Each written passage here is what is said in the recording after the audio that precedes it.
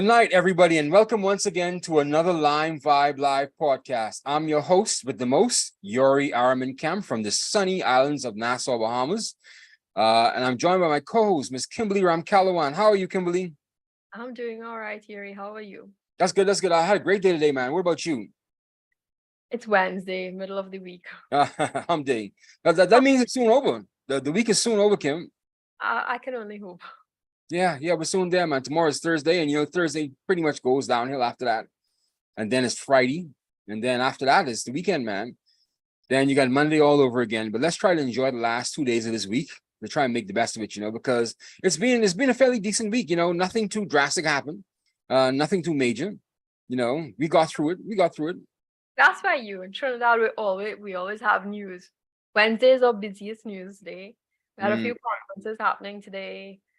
Global water conservation conferences were happening today, and then we also had Parliament and some joint select committees. So you've got so many things, and you've got to split yourself, into like a Hindu god or something with multiple hands. See, I'm typing the story, I'm writing the story and covering that, and airs tuned here and there. Split your airs into 5 too. Guys, you're being chased off your feet, right? Yep. Yeah, I know. Sometimes the only gets like that here when it's the budget time, for me at least. When it's the budget time, you have the regular, stories like the regular crime beat and all that kind of stuff, and then you have everything that's coming out of Parliament from the budget. So that's the only time when we get rushed out of our feet. Otherwise than that, there's a pretty regular news day, Yeah, I know, but you guys are really slow compared to what we're used to here. I mean, Parliament is a big thing for you guys there, but Parliament is quite often in Trinidad. We have Parliament, we have Senate, we have joint select committees, we have public accounts committees. They're always happening sometimes, like going straight from a public accounts committee, you go straight into Senate or to the lower house. And then there's a question segment. They have to answer questions because that's a story each. So that could be like 10 stories sometimes. Wow. You go into the paper and the whole debate. So news, and that's just Parliament, one place. And you've got multiple reporters assigned there. And then you've got your crime beat, your court beat, you've got your business beat and everything. So I do the business and I handle Parliament most of the time. Okay. But you guys have a pretty vibrant opposition, though. I mean, you guys always have something going with the opposition. I see that every Sunday they have a press conference. Every Sunday, and on Mondays they've got the Monday night forum so they come out onto the platform and they speak. That's good to be consistent, always be consistent. People see you out there. Every Sunday at 10 o'clock, they have the press conference, and every Monday at 7 p.m., right? Yeah, 7 p.m. they have the forum, the UNC forum. You always see this big picture with Kamala sitting above everybody else. Oh my goodness. So that's where they come out and they say what they gotta say. Yeah, I think she bust a few marks this week too. Oh, what happened to her? She came out for the Chief Justice this week. After our show on Monday, I listened to her. The Chief Justice, I think you would have heard the whole issue with DPP. What was going on with our DPP office and what Rowley said about that particular office in the last few weeks. And they said it was underperforming. The Attorney General called him into meeting, and then the CJ, his boss, decided to say what he had to say in a 10-page thing on social media this weekend. So Kamala came out, it's like, you shouldn't be talking, don't throw stones when you're living in a glass house. That's what she said. Lord. So he's trying to shut up the Chief Justice? Isn't that contempt? No. I mean, it looks as though they're trying to chase the DPP out of office, and I think she's trying to stand up for him. Okay, I got you. So, you've got the Prime Minister. They want to know why you're interfering in matters of the judiciary. Yeah. Politics. Your Chief Justice should not even be saying such things. And she's saying that if you had to call the DPP into office, do it in a private meeting because you all are two big men. Yeah. And that should not be something being done out in the public. Yeah. So that's what she was saying. You shouldn't be attacking the DPP anyway. That should be an independent office. It's an independent office. And so should be the Chief Justice because he's part of the judiciary. That's Iwachi, right? Yes, that's Iwachi. And I think you're well aware of his history as well. And he has major problems, man. Right. He has major problems, man. What happened to that guy who had who would run to the United Kingdom? Still up there. I mean, Kamala says like, well, you have one man hiding in the coal up there. He can't come back. Yeah, let's not talk about that though, because that was a very embarrassing scandal, man. It is, and so that's what happens. Our news is it's always Bacchanal in Trinidad. That's our term, right? If you know, David Rudder sang a song, Bacchanal Lady, you know. So who's the guy that always attacks our rally? Anil Roberts, that's his name, Anil Roberts. Anil Roberts, yeah. Yeah, and Wade Mark, right? Well, Wade Mark is the one usually in the opposition. He's the opposition senator. Usually there. I thought Anil Roberts was a member of the UNC as well. I thought he was a member of Parliament. Yes. Okay. Yes. He's an opposition senator. Okay. Yeah, because the last time I heard something, I found something very inappropriate with Roberts was saying about Dr. Raleigh's wife, how she was horning on him and all kind of stuff. That was way over the board, man. That was too far, man. I mean, that's Pekong in Trinidad. But it was out there, and I'm not sure if Anil was the one who brought it up. He was just repeating him and Philip Alexander, the next ones that are always saying things. Yeah. Okay, let's move away from Trinidad politics. There's a lot happening. Yes, that's not going. Okay. Trinidad nonsense right through. It's never. It's always fun. So I mean, what about you though? How are things going with you, Kim? How's things today? Well, as I said, I was just consumed in work today, and that's about it. Okay, fair enough. Well, let's talk about me then. I got up about 2:30 this morning and thought it was 4 o'clock and was ready to go up and get ready to go to the gym and all that kind of stuff. And I realized it was only 2:30. So I already took my vitamins, and so I had to go lay back down. And I got back, lay back down. I thought I was going to get back up for 4 o'clock. It was 5 o'clock. So, I was really late, right? So I had to dash up, put on some clothes, dash to the gym. And I had to hit the treadmill, because I couldn't go on the streets anymore. Because if I ran on the streets, it would have taken me another hour and I would have been late for work. So I had to go on the treadmill. So I got it done today. I always start the day off with a workout, I always try to, because it always sets my day off pretty smoothly. But just goes to show you that I thought I got up 2:30 thinking it was 4 o'clock. And I was getting ready to put my clothes on. I was roaring to go to the gym. You went to sleep early, right? Huh? That means you went. I went to sleep. No, I went to sleep around 12 o'clock because after I put up the magazine, after I put up Caribbean Magazine Plus, I studied for a while. So I put up the magazine like around, let's say, I finished like around 10:30 or so. Then I studied for about an hour or two. Then I went to bed like around 12 o'clock. So that's only 2 hours worth of rest. Your clock just went whack. Yeah, I don't know. My internal clock probably just decided I need to get up. And I just got up and wham, that was it. And I was ready to go. I mean, I was up, I was ready to go. I was thinking, oh, let's get my day started. I was ready to get the day started. But usually when you wake up that time, it's to me, it's in my life. Whenever I wake up that hour and I can't go back to sleep, it's probably me saying, okay, you need to well, not me, but God probably saying you need to pray. Yeah. So that's the hour you need to get up and pray a bit. And I say, all right, fine, I'll do it for a bit. I'll probably listen to some preaching or something, and then I head back to sleep. I'll probably fall asleep listening to it or something. Yeah. I should have put on some scriptures though, because I have stuff on my YouTube now. My nightly prayers and my nightly affirmations. I should have played those and went back to sleep, but I didn't. I just laid back in bed, and I eventually till about 5 o'clock, and I got up, and then wham, I was late. Okay. Yeah. So I still got it done. I still had a productive day today. I still got some stuff done today. Monday and Wednesday is always busy for me because I have work, and then Wednesday is also Parliament Day, but then I also have class between 11 to 2 and another one at 4 to 6. So I'm up and down between work and school. And then my mother had me on an errand today. So I was really, really busy. I was in between. I was getting pulled from right, left, and center. So I was in between errands and I couldn't get everything done. And then I had to go to I had to contact the Consumer Protection Commission. So I had to come back home and get some documents because I'm trying to get this mechanic. This mechanic claimed he fixed my car. My car cut back off 2 weeks after he fixed it. So I got another mechanic to fix the problem that I paid the other mechanic to fix already. And so I had to go to the Consumer Protection Commission to file a complaint. And just so happens that pardon?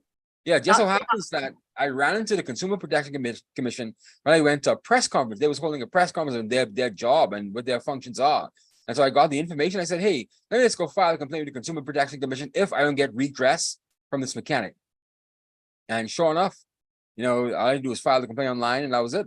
But I had to come back home, I had to get the documents, I had to get the receipts and everything, take pictures and everything, so I could have it filed over.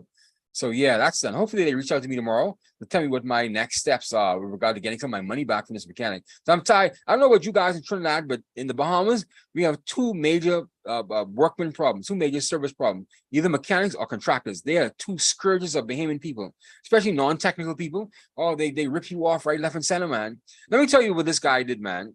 So my car cut off back in January. All right.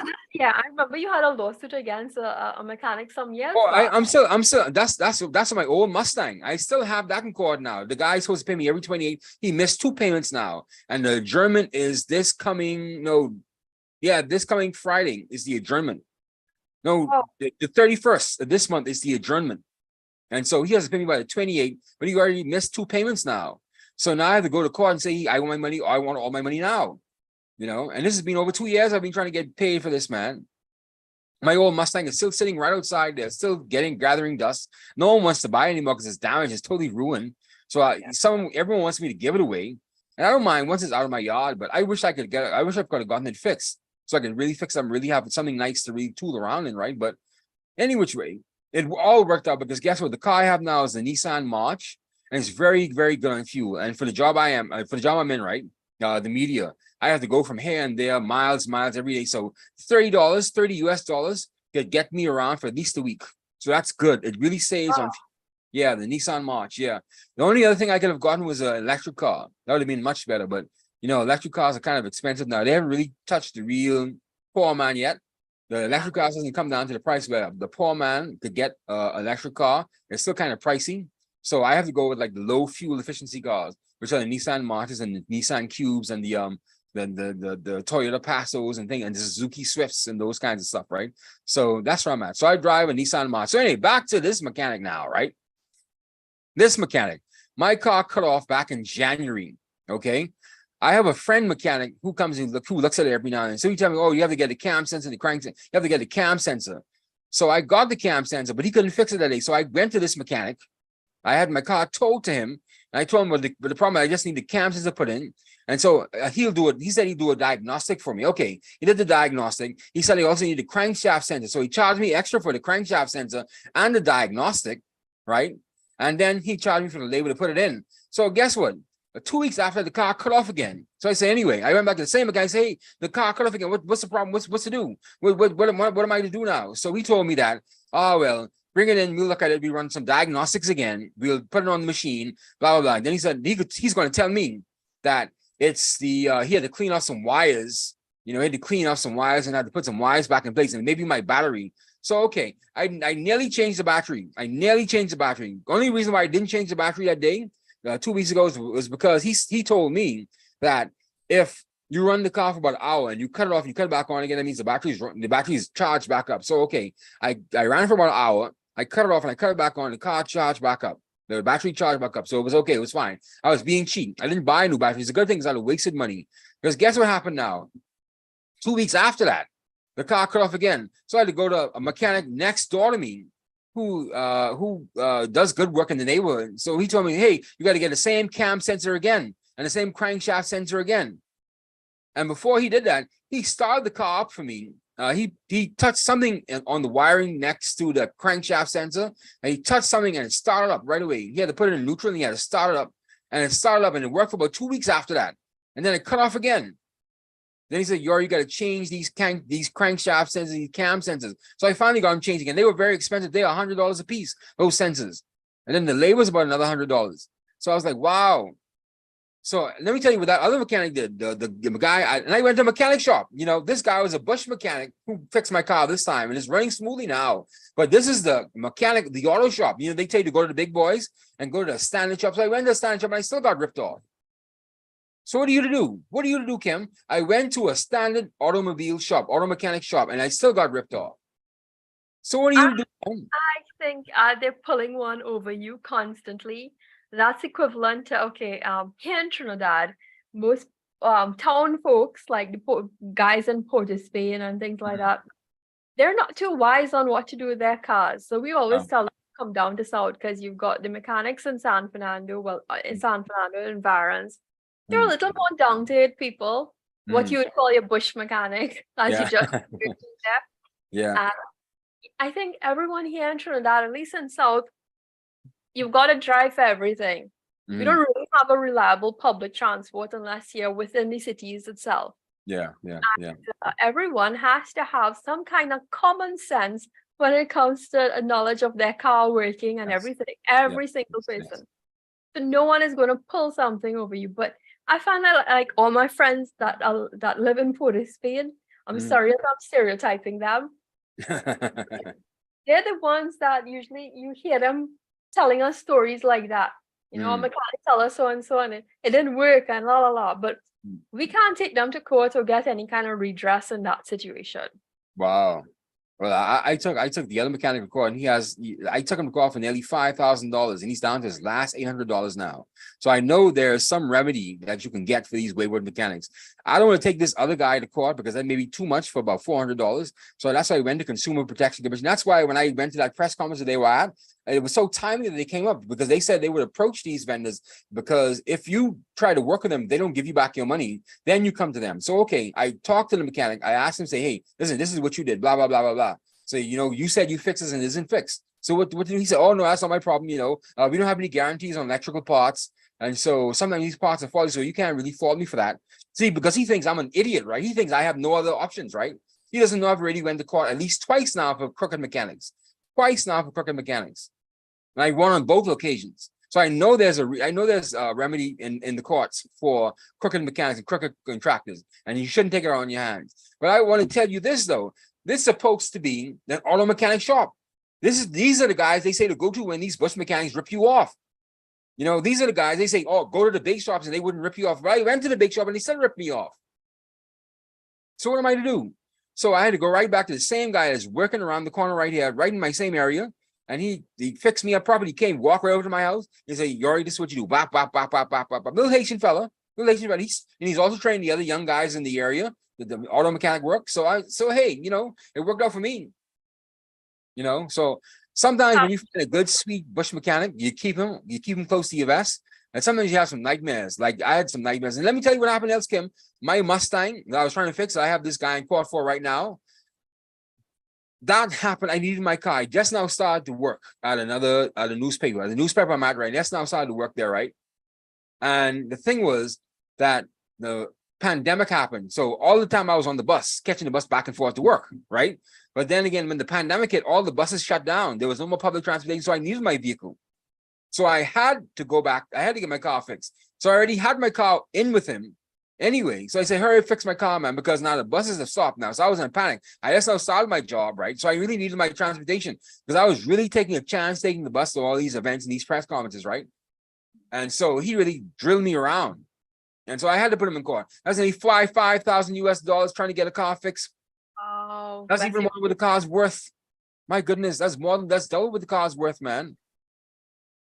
So you kidding me? I need my money back, man. And now every time I text him, ask him what's going on with my money, he's ducking. I see, on WhatsApp, you see the blue ticks. I see the blue ticks. He's not even answering me. The coward, freak, coward. So when I go back to call on the 31st, I'm telling you, I need all my money. I need all of it right now. There's only $800 he has left. I need all of my money right now, and I need it today. And if you don't have it today, he has to spend the night in court, man. He has to spend the night in jail. Or he has to call his wife or his mother, somebody to come and give him the balance. I bet you that he'll find it then, wouldn't he? Right? You would find it then, right? Yeah. I say you have to be mean with these guys, man. And I was trying not to do it to him, right? Because he has 5 kids, right? I can understand that. Fine. He has a wife, fine. But here's what: stick to your responsibilities, man. And he's so goddamn lousy, man, Kim. All this time, you could have gotten a little minor security job at night. I know a lot of security firms would have hired you for about $150, $200 a week. And you could have made that money back to me a long time ago. You didn't have to keep the damn job. Just take it for about a month or two and just pay me back. That's all you do. Keep the job for about a month or two and pay me back my money. And then you can quit. And you could go back to pretending that you're a mechanic. Go back and pretend that you're a mechanic after that. For all I care. Let's pay people back their money. Now you're risking a chance now, being away from your family. When I go back to court and I want all my money, you're going to risk the chance now being away from your family because the judge is probably going to tell you, sit in the gallery and tell you, find this man's money. And it's going to be difficult for you now, right? But that's what you have to do. Episode Yuri's rant with Bahamian mechanics. Yes, yes, yes. And I see why. And they take advantage of women. They take advantage of women too, man. So Yeah, they must have thought I was a girl, but it's a good thing I actually went to court and I actually went to a police officer in the court and he told me, yes, you could bring him to court. And trust me, you could win. You could win, man. He's the second guy. He's the second mechanic I took to court for the same Mustang, for the same problem. I'm gonna suggest something. What? Probably do some YouTube tutorials on vehicles and look it up. I mean, I know all the guys here by me. Everyone has learned something from YouTube, so they've gotten wise enough a bit of when it comes to their cars. So Yeah. nobody takes you for a smuck. Yeah. Take you for a fool, an idiot, I mean, you usually get that with women because they think they could pull one over a woman. Yes. But if you can't, the moment you carry your husband or your father or brother with you, Mm-hmm. like now they can't say anything because because they're gonna ask questions. So usually you send your car with your dad or your husband or brother or someone here and let them handle it. See, my thing was desperation, Kim. I was desperate with the Mustang. I was desperate with my other car right now because I need my car to get up and down to work, Kim. I mean, I could catch the bus now. Now I moved from where I was the last time as well. The public transportation doesn't readily come in my area right now. I have to walk a long way to catch the bus, so it's going to be really difficult. I really need my vehicle, Kim. And I needed my vehicle back in 2019, 2020 when I first started to get on this job. So I was in a period of desperation, Kim. I needed to get up and down to work. I needed to get up and down to work. I couldn't lose my job, man. And God kept me. I kept it all through all of that. But it was just they take advantage of your desperation and your neediness, man. And so they see that you need your transportation, and they take advantage of you, man. That's really something with Bahamian mechanics. And Yeah, they're Trinidad, sickening. They're sickening, Kim. once they pick up on you, that's it for you. The end. Yeah. Once they catch that you're in a weak spot, they try to get you right. Yeah, I know. That's it, everybody though. Once they sense weakness, they pounce on you, right? And it's so shameful, man. We could do better than this, man. So now he has to pay me back. And guess what? He didn't have to only pay me back for the work that he did. He also had to pay me back for the car rental I had with him, right? I had to rent a car in the meantime while the public transportation was down. I had to rent a car. And so he had to pay for that as well. And so, and the fool, the fool, he didn't come to court when the judge was ready to hand down, ready to ask him what the situation was. So the judge gave me a summary judgment and say, this is what you owe. Bam. He didn't come to court. Bam. And he had to come back to court to hear what the ruling was. He's such a fool. He's such a fool, man. You have dodged it. Yeah. He's such a fool. But there's something else happened with that as well, because before I got this second judge, we went before a previous judge who threw my matter out because I didn't bring any receipts. I didn't bring any comparisons to what was wrong with my car, so she threw it out. But I went right back to court that very next day. I got another judgment. I got another warrant out for him. I went to another judge and I got all the documentation in time for that next court date. And sure enough, he didn't show up because he thought it was over. He thought it was double jeopardy. He thinks it's the Supreme Court. What do you fuck you think is? Sorry. What do you think is Matlock? He thinks it's Perry Mason. It's double jeopardy. Yeah, he thinks it's Lord. No, he's a fool. You bloody fool. This is civil court, man. This is magistrate's court, man. You can bring as much charges as you want against somebody, man. You fool. So I'm glad I won that, man. What an idiot, man. But I'm glad I won that. But just going to show you that you have to come to court and have to be prepared, man. And that showed me to always be prepared when I go to court. Even if you think you don't need it, come with it anyway, because you're not sure what the judge is going to do. So that first female judge, she threw it out and said, man, listen, miss, you don't understand. I need my car. I need my money back, man. You can't throw my case out like that. Then I had to speak to the lawyer, the court-appointed lawyer who was sitting in there and say, oh, let me tell you what to do. Come back. He said, come back and reapply. Come back and make come back and put another application into the court, and then bring in all the documentation and the evidence and the receipts and the comparisons of what was wrong with your car. And then you can take the matter forward, because all that it is right then, if I didn't have that, always is he saying, she saying. And so in he say, she say matter, it would always give the benefit of doubt to the defendant, because it always say, oh, but you can't really bring a case without any evidence. You just can't accuse somebody. So I understood that. That's fine. But I got it. I won it though. I got it back and I won my case. My first foray as a lawyer, defending myself or standing up for myself. So that's good. Yeah, man. So that's my rant, Kim. So hopefully the Consumer Protection Commission will get me on this second mechanic. this big time auto shop, this big time automobile shop, this auto mechanic, right? No, big shop on one of the largest streets in the country, He Right. fixed my car. He fixed my car. Come back, the guy had to do the same thing over and over again, man. So I had to pay for 2 separate sensors, and those sensors are $100 a piece. So I spent $200 on the first set of sensors, and I spent another $200 on the second set of sensors, man, and plus the labor and everything to put it on. And then the other bush mechanic who fixed my car this time, he showed me another problem that was wrong with my car. I had to change some sort of plate underneath my crankshaft sensor. So he did all of that without all the fancy tools, all the fancy machinery, and all the fancy equipment. He fixed my car properly, man. My car's running smooth, turns over in one crank. That's the bush mechanic. You can't really place anybody, Kim. That's the bush mechanic did that for me. The Haitian bush mechanic. My people, my brethren, mes amis. My Haitian brethren, my brothers. Okay. Switching gears now. We need to switch some gears. Let's talk about. Oh yeah, yes, for something else. Yeah. I know you talk about court, but you brought up something with Bahamas joining the rest of the Caribbean in a lawsuit against Mexico for. Oh yes. So this $10 billion lawsuit that Mexico has taken out against U.S. gun manufacturers, a $10 billion lawsuit is being joined by the Bahamas, St. Vincent and the Grenadines, Trinidad and Tobago, and one more country, Antigua and Barbuda. And so they're taking these U.S. gun manufacturers to court now and trying to win a judgment, $10 billion worth, man. That's a lot of money, Split it up 5 ways. That could pay off some debt, man. Why didn't they think it's for? I'm wondering if it will take the money. They could probably pay their membership fees to Impacts.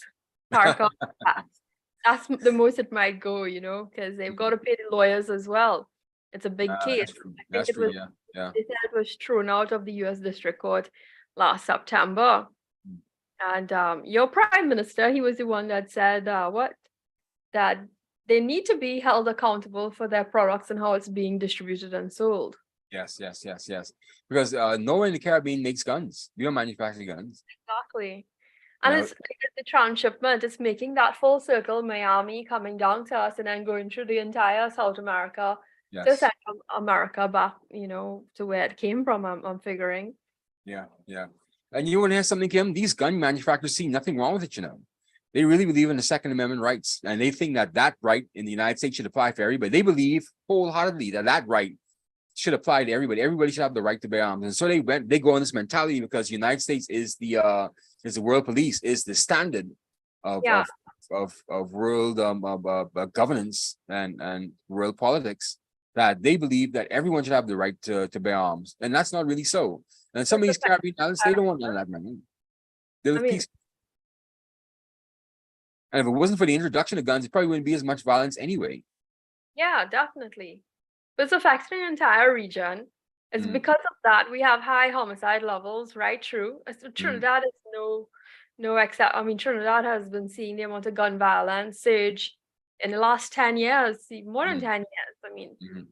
Where are people getting guns? If you go onto our Trinidad and Tobago Police Service Facebook page, you'd see the amount of AR-15s and large weapons that are coming in that are being used. Along with cocaine and things like that. You're seeing the drugs, you're seeing they go hand in hand with the guns. So you guys get it both ways. You guys get it coming from the south, heading up north to the United States. You guys have it north coming down south. Exactly, we do.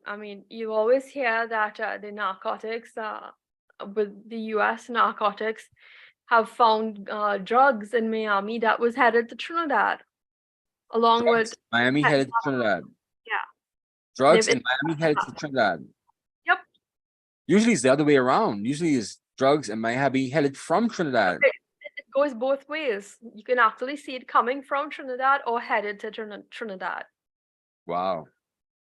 So it's happening. It's happening. Something that was interesting to me was that what we're seeing lately is that these large guns, the spent shells at murder scenes and crime scenes, bear the marking from the Trinidad and Tobago Regiment, TTR. So when they've ordered an investigation and an entire audit of the artillery of the regiment in Trinidad, they said it was all accounted for. Last week they had a joint select committee meeting, and one of the joint select committee members, an opposition senator though, she hinted that perhaps it has something to do with the supplier. If all your artillery is being accounted for when you've done your audit, 95% of it is complete and they've found everything accounted for. Instead, it's expected to be completed sometime at the end of this month. I'm waiting to see what's the explanation. They could not give an explanation as to whether the supplier, she alluded to the supplier of these guns to the regiment. And obviously all those things are procurement practices within the government, national security. Yes. I'm not sure. But that was an interesting point she raised. So you want to, it goes to show things happening at government level. I'm not sure. Is that what she's suggesting? Yeah. Everyone assumes that because you're minister, you're run-of-the-mill member of parliament, he comes off that he's there squeaky clean and he has no background. Yeah. But especially with the lawyers, some of these lawyers, they've done a lot of work with a lot of unsavory characters, man. And so they have connections. And so they're now your minister. So that doesn't mean they stop being a slime ball. It's just that they're a minister now. Your minister may be a slime ball. And he may have, weakened your government institutions and be allowing some of these things to get through the cracks. And let's keep it 100, Kim. Let's keep it really honest, man. Our economies in our countries are too small not to know all the unsavory characters in our country. So why are you going to put someone who is at risk and is exposed to the criminal element? Why would you put him in your government? Why would you do that? Right. Well, our national security minister is Fitzgerald Hines. Yes, he's a lawyer, but I'm not saying that he's involved in anything like that. But I'm not gonna think. I don't even want to think like that. Honestly, you want to think that whoever is there, I would probably guess, look closer to home. Look at your officers. Look at the technocrats even within the ministry. Wait, you said something. Fitzgerald Hines is a lawyer? Yeah, he's a lawyer. Wow. It never struck me that he was a lawyer. He for some reason I don't take him as anything, to be honest with you. He doesn't look like much, to be honest with you. I never took him, maybe it's because of the dreadlocks. I never took him as much. Okay, you so because of the dreadlocks, you think he isn't anything really? I just never really because he's always lampooned in the public. I just don't take him serious, He's always lampooned in the public, but I didn't realize he was a man of substance. Thanks for letting me know. I didn't realize. I need to do some research on him, man. I didn't realize he was a lawyer. Yeah, we call him Fitzy in the media, Fitzy. And he can actually be a pretty decent guy when it comes to talking to you one-on-one and politics of the day and everything. And when you hear him on the platform, he's totally different. When you hear him in parliament, he's like, oh my God, you're not too far from a prime minister. But he's quite brilliant and he can actually be very bipartisan if he likes. Really? Okay. Yeah, because when we hosted our morning shows, he spoke very candid and was open and willing to. There was this olive branch language, between both parties that they can talk. You see that? I just didn't understand why you guys were just lampooning him so much, because there was a video I remember of him when he was walking through his constituency. He's Laventille, right? These where they kicked the flood waters. Yeah. I remember a video of him walking through and the people were chasing him and he had to run from the people. And so they videotaped that. It was like, wow. Yes, that's what he's notorious for here in Trinidad. Yeah. He's notorious for another statement that's quite racist. And it's gone down on record. And I don't like to repeat it, but it's there. It's against Indians or against white people? Against Indians. He actually said the alligators in the murky waters. That was speaking to the flood waters. Because where Indians would have settled would have been the floodplains, the sugarcane land. And it usually floods, the rice paddy, where they plant the rice.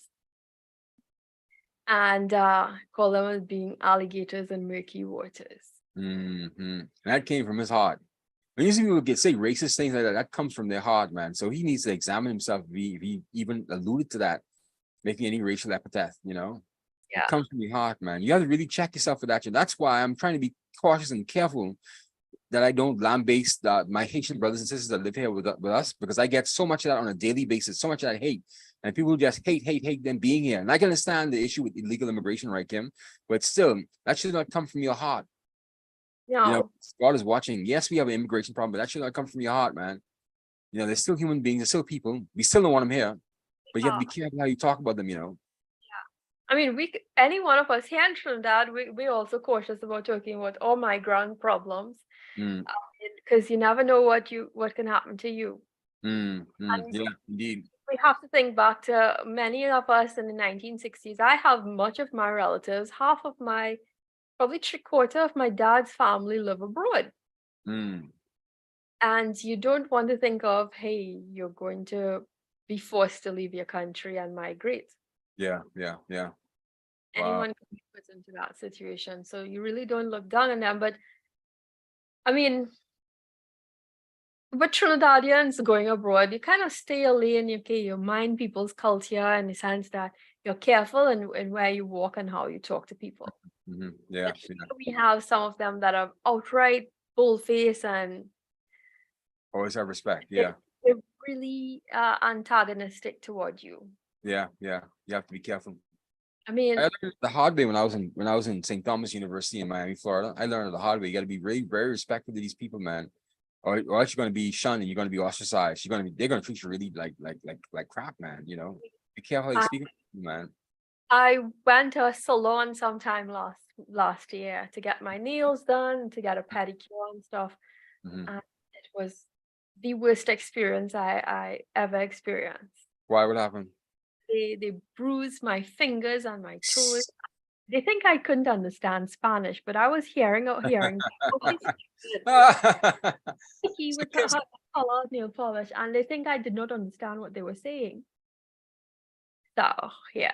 so can we say that the Spanish woman they bruised and brutalized you? They're naturally rough. So I spoke to the owner of the salon and she said, yes, people complain that they're rough. So why is it you still have them here? Although I always go and get my nails done. I mean, when I have important events to go to, I get my nails done. And in Mm, all the years that I had to get my nails done, I never experienced that. mm. I That's the know first time you went to that salon. what's that? That's the first time you went to that salon. My mom usually goes to that salon. Oh, your mom likes it rough. No.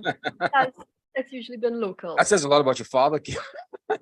No, she says it's usually been local and they've been good, but she says it's the first time we've seen the migrants working there. Ah, okay, I got you.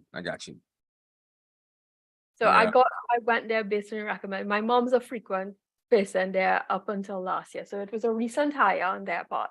Okay, I got you. Okay, so your mom doesn't like a rough game. That's good. Save your mom's in honor, please. Don't go here on LimeVibe. You took it in that direction, Mr. Camp. I'm sure your mom's a nice lady, man. I'd like to meet her one day. I'd like to meet your family and your mother and your father and your sister. Not a You problem. bring them on LimeVibe, man. You should bring them on LimeVibe. They're usually busy doing their own thing. My dad usually has class this hour as well with his students. He does an online class, and sometimes he's down with his students. So he's This lady does high school or what? Or college? no, it's extra. So it's the tertiary education, Okay. but it's vocational training he does, and they have evening classes at times. Mm, He's engaged in that, and then my mom, she's a teacher. She's usually marking papers. okay, I got you. I'm not sure if she'll want to come on one. Yeah. Maybe Yeah, for Mother's Day or Father's Day, we can probably do something. yeah. I still gotta come to Trinidad. I still have to make a trip there. You know, I'm gonna Yeah, do it sometime soon. I'm gonna do it. You know, and stay in San Fernando. Any hotels in San Fernando? we have we have two hotels, the Royal Hotel and we have Trade Winds. It's close to the beach. No, San Fernando is close to the sea, but we don't have a sea that a area you can bathe. Wow. The beach is Maracas. Okay. We don't have much facilities like that. Yeah. Okay. Fair enough. You can see the ocean, you can view it, but it's not one. If you want to go to any beach and be free, you go to Tobago. But Mm, I'm sure it's nothing compared to what you have in the Bahamas, turquoise waters, you yeah. know. And pink sands. You should go to Yeah, one of our islands, Long Island. They have actual pink sand, Kim. It's yeah. beautiful pink sand. We don't. I Mm, mean, we have white sand, so we hmm. got the white sand, and that's about it. Yeah. Our sand is so good that the United States, that Miami was stealing our sand from us. Yeah. Yeah, they were buying, well, not stealing us sand. They were buying sands by the tons to replenish Miami Beach. So they were destroying our beaches to replenish the Miami Beach that they've destroyed. People didn't realize they were doing that until just recently, that they were actually buying sand from one of these sand companies. And so the government had to make it illegal to actually dredge for sand. So the only Wow. people who could dredge for sand are people who are actually doing harbor works. So if you're building a cruise port or a marina, you could dredge for sand. Otherwise, not nobody could. You just can't go to the beach and get a bucket of sand. You'll be arrested, or at least you should be arrested. Yeah, I don't think we're allowed to take our sand from the beach here either. Yeah, yeah, yeah. And they take that seriously too, because before the law had passed, you had these trucks going up and down to the beach, just getting truckloads of sand before people realized what the hell they were doing. And of course, they's used for construction, right? But still, we can't erode the beaches, man. Now we're having a problem now with beach erosion. We have a problem with surf, high tide, and a very very very rough surf coming up to the beach. So yeah, it's good they passed that law. But that was before we started to talk about all the climate change stuff and how things really happening with climate change. So yeah, that's what We it get is. that during Christmas time, so you would see our sand. The sand is not so sandy. It's more Mm, pebbles and stones and things like that coming up from the ocean onto mm, the shore. And mm. it's like little fine gravel sort of things that's on the shore. Yeah, changing the direction the sea, right? When it's, Yeah. and you've got the seas that are really rough, that's what happens. And you can sometimes when you go to the ocean, if you're walking into the water, you go into a deep dip. Mm, So okay, yeah, that's interesting. yeah. But our tourism in Trinidad, not all that. You Yeah. want Trinidad, just be prepared to eat. Say it again. What? Be prepared to eat. Eat? Oh, okay. Got a lot of food. Yeah, we'll feed You you. can see, what my size like deep, right? Yeah. No. We're gonna feed you everything. From the Indian mamas to the Afro mamas, Yeah, they. you're gonna get a bit of everything. Mm. You're gonna want to forget the Bahamian coconut tart. Yes. I'm telling you, I'm coming for all the Douglas. I'm coming for all the Douglas girls, Kim. Yeah, but I'm you coming gotta for that. taste all pastry as well. You taste the what? All pastries. Oh, yes. I love sweets. I love sweets, man. Pastries. So yeah. Just find me a good Douglas girl, Kim. Find me a good Douglas. I'll be happy. Someone I can love and scoop up. Say, this is my own, you know. I think I have a date outside the Bahamas. I've been having some bad luck in the Bahamas. I can't find anyone that's sensible, Kim. And I think maybe it's me. So I'm thinking I'm gonna, try to branch out. Maybe I'll go to St. Vincent and the Grenadines, or I'll go to Trinidad and find me a nice woman from down south, someone who could appreciate me. So all right. Yeah, but you've got to appreciate them too, because they come with culture and something totally different. They're not the Yeah. average woman that you can take for granted or anything. I know, right? But they wouldn't be as bad as Bahamian women. They're Trust me. they're, they're they'll be you'd have to be delicate with them. I don't mind that. I'm pretty soft. I'm pretty delicate. I'm pretty much. I have a soft touch. You're I dealing with think a I'm too Trinidadian soft. woman here 3 times for the week at least.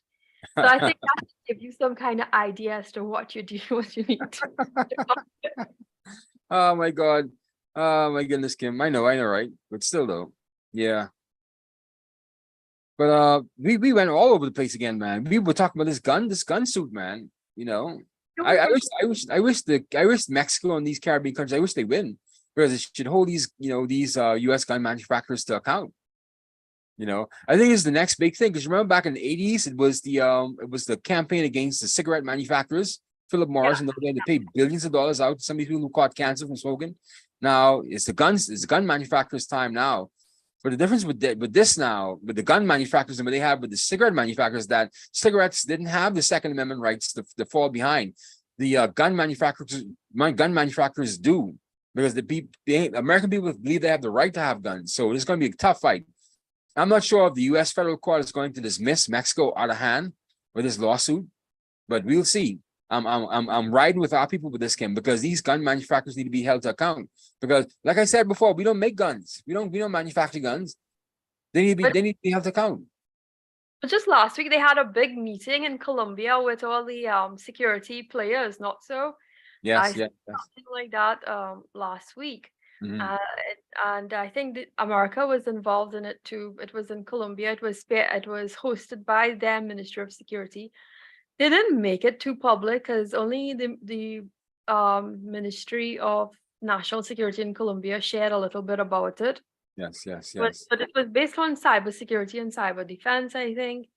Mhm. Obviously, CARICOM's impacts department was there along with the U.S. Department of State Bureau, International Narcotics and Law Enforcement. I wish they had made known what was really said. I did Mhm. not. I don't think reporters were there, but we had quite a large contingent from CARICOM represented. I Mhm. saw Trinidad there as well as Grenada. Okay, So okay. this would have come up, you know.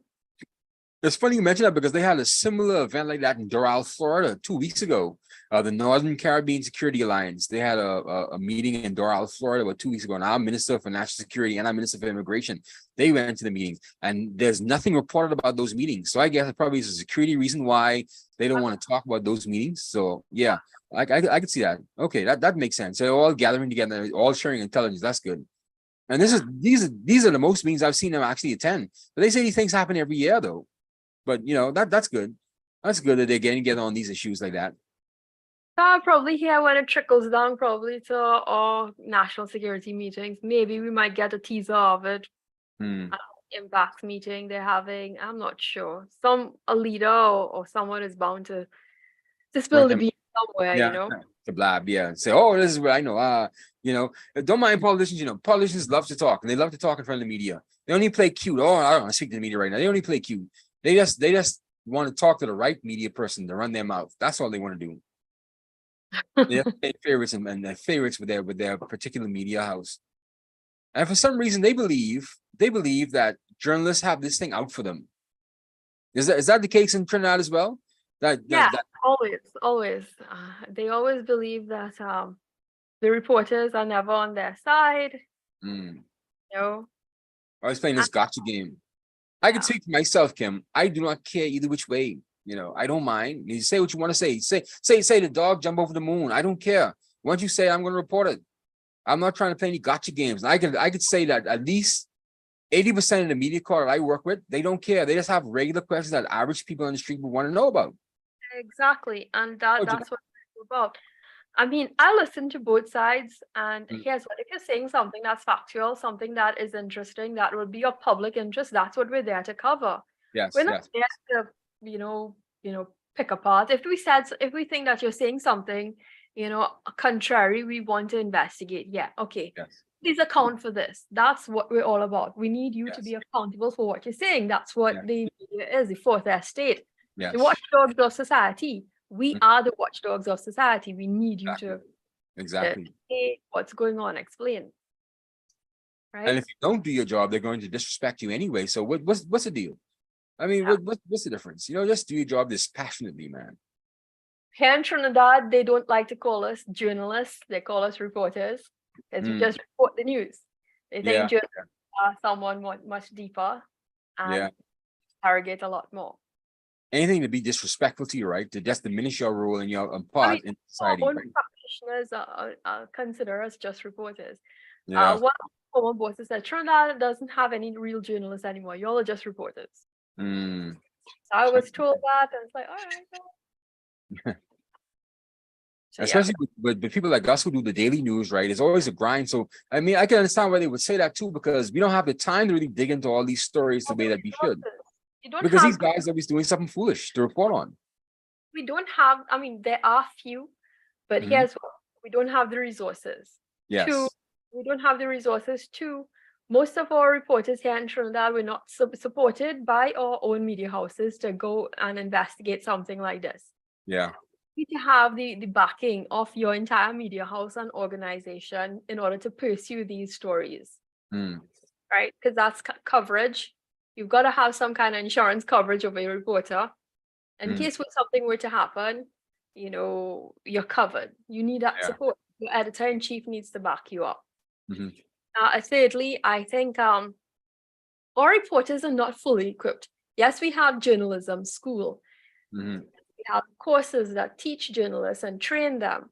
Mm-hmm. But so far, I have not seen any journalism course degree offered at the university level that gives you specialization. Mm. Say you want to cover business. I want to cover business. I want to cover finance. I want to cover crime. I Mm. want to do investigative journalism. You always have to look outside for it. And it's quite costly. Yeah. Some Yeah. media houses do invest in such resources in helping their reporters bump up their skills. Mm-hmm. Some don't. You're not privy to it. Yeah. Yeah. Whatever you're doing to better yourself and your career, your skills, it's done on your own, out of your own pocket. And then Yeah. reporters aren't paid that much here. Mm. I can So, imagine. We aren't paid that much in the Bahamas either, but because they disrespect the job. When I first got into this, I was amazed at the level of disrespect they give these reporters and these journalists out here. I mean, you would go to press conferences, Kim, and they would not even have a table set aside for the media, but yet they want stories. Yet they want you to report nice things about them. I could tell you on the conferences I went to, these people invited the media. They want all the media houses there, cameras, print, everybody there, but they don't have like a desk. At least give us a desk to sit down on and some plugs, man. At least, my God. Show us we don't want coffee and cookies, but at least have somewhere where we can work, And it's so disrespectful. It's so disrespectful, man. I went to press conferences and I went to conferences that I had to stand up to report your stuff. I mean, mind you, of course, I have to walk around, move around. At least give me a chance to get off my feet for a second and gather my thoughts. and you're going beyond 2 hours, and you've got multiple speakers. Yeah. So it's a matter of consideration. But here's the thing, right? Here in Trinidad, our reporters, they cover everything. You have to have some level of respect for a reporter because we have to cover law. That means you have to have an understanding of basic law. Yep. You have to understand medical terminologies. We saw that during the COVID-19 pandemic. You have to have understanding that science is right there. And you have to have an understanding of geography and history. These are basic things, knowledge that you need to have in order to be a reporter. Yes, accounts and finance. Not any idiot can come off the street and say, put them to write a story. You have to have some knowledge and some background and to do what you're doing. Exactly. And you have to like it a bit too, Kim. You just can't just jump off the street and say, I'm going to be a reporter or be in the media right now. I don't like it. You have to like it. And you have to have a broad mind and appreciation for every aspect of life. Yes. Narrow-minded when it comes to it. And the most important thing I find too, Kim, you have to pull yourself away from yourself. It's not about you. It's about, telling the story of that person who's sitting in front of you and relaying their message that they can't articulate. You have to process what they've given you and bring that to the people. And I had to learn that on the fly. I know nothing about media, Kim. I know, but I learned that is not about me. I had to stop thinking about me and what I think about the situation. I had to let people talk. Let them tell me what's going on. And I have to regurgitate that. I have to repackage that and synthesize that and repackage that so everybody could understand. But this is what this person told me. Yep, that's what it's all about. So yeah, I understand, Kim. But yeah, we have to maybe there a Caribbean Media Society here. We have a few organizations. I think they have the ACM, Caribbean. ACM. I think Wesley Gibbons heads it. Okay. We have a few Caribbean media organizations. Okay. We need to join that, Kim. I'm not too sure if I even want to be affiliated with them. Sorry to say. Why would I have to thank you? I think that a lot of them are probably a little too Association of Caribbean Media Workers. I think that they're probably a little too snobbish. Uppity? I could be uppity too. No. Time, Kim. Because who better than me, Kim? Who's better than me? Who's better than Yori, Kim? Who's better than me? Tell me. I've rubbed shoulders with these people, and I honestly think that they don't really target the topics of the day. They hold themselves in high esteem, and to me, they're not really doing anything to further the Yeah. profession in the region. Pride and arrogance is certainly one of the devil's favorite sins. Pride and arrogance, and I find most media personalities, they're filled with pride and arrogance because they get used to seeing themselves in the pavement. They get used to seeing themselves on television, and so it gets to them. They are attention seekers. Yeah, the megalomaniacs. Yeah, they're psychos, man. They're psychopaths. They're narcissists. Really and truly, you have to be a bit of a narcissist to be in this profession too. I told some young reporter that came to work in our office. I said, something, you have to pull yourself away from yourself. The same way I told you yesterday, pull yourself away from yourself. That yes, this person is talking about their son being shot 15 times and he died miserably on the streets like a dog. But you have to pull yourself away from that. You have to ask them the questions. You have to be a bit of a psycho. You cannot care about these people's feelings. You have to get the questions to them as tactfully as you could, but you can't really soak that in. You can't go home and dream about it all night. You have to put that to the side. You have to ask them the questions, get the story out. And so that means you have to be cold. You have to put on your psychopathic act and you have to get the story out. You've got to be tactful with how you approach these things. I mean, yes. We had some of the most gruesome crimes here in Trinidad. I remember my first coverage of a rape incident. A young girl that died. And to hear what was being said about her and what her family members had said too. It's my first story covering. It was our first major rape story we had in Trinidad. The young girl, the teenage girl, she died. They found her body, and it was nightmarish for me as a young reporter, as a female reporter too. And you have to be tactful in the way you approach these things. I mean. Yes, you hold back tears, but you've got to know how to talk to them. Yes. I think we need that kind of training with reporters. You just can't be cold and go in there. They're not going to respond to you the same way. You're going to get a lot more from them if you speak to them as a human. Put yourself in their shoes. I always tell young reporters, put yourself in their shoe. But You're not going to talk to anyone, but you need to okay, what are you going to want to say, what you want to share? Talk to them about the person first. Talk to them about their loved one. From there, you move on to what you think would have caused this. I mean, and things like that. And you would hear. You listen. But you can't soak it in, though. These girls, they were soaking it in. They were going home and commiserating about it. They were talking about the same murder over and over again. They were obsessing about it, man. You have to let it go. You have to go into the next story, baby. We have murders too. You hear about it, you see it. And that's why I don't think I could be on a crime beat. I leave that for the guys. Like, wants to get out there 1 a.m. Yeah. Actually, for myself, I'm kind of glad I do the business beat as well too. I don't have to go up and down in 12 o'clock in the night, going to a murder scene and listening to the police officers go off about how this person was shot 20 times, in the chest, and then he died miserably on the side of the road in front of his kids. That's a bit brutal. 12 o'clock in the night when you're trying to get your sleep in, right? I don't want to hear about that. I mean, but the male reporters that are covering the crime beat, they usually have a good rapport with the crime scene investigators and the police officers. Yes. They know how to move with them and get the story. Yeah. No. But it's always part of every single reporter's training to go through at least one. Covering crime court was one of my worst scarring experiences too. So, yeah. They say court is boring too, right? Court reporting is boring.